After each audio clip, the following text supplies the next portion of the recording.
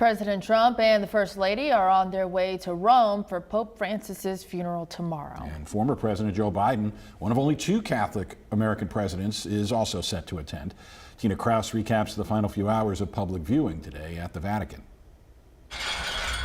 Security guards closed the lines to St. Peter's Square Friday, marking the end of 3 days of public viewing for Pope Francis. The focus now shifts to the late pontiff's funeral and burial Saturday morning.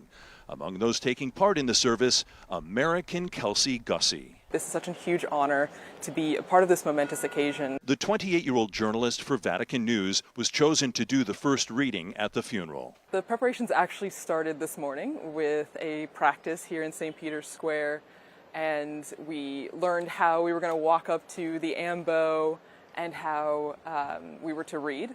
Gussie went to Mount St. Mary's University outside Baltimore. She met Pope Francis twice. She says the first time he blessed her rosary ring. The second time was on her birthday. He actually wished me a happy birthday. And in those moments, I didn't see him as the head of the Catholic Church. I saw him as a grandfather. And so for me, I think I'll remember him as someone who really cared for each person that he met. Gussie told me it's a little overwhelming to think she'll be sharing a platform with so many dignitaries from around the world, including Prince William and President Trump, who had nice things to say about the Pope as he left for Rome. I thought he was a fantastic kind of a guy. After the funeral mass, a procession will carry the coffin to the Basilica of St. Mary Major, where Francis will be buried.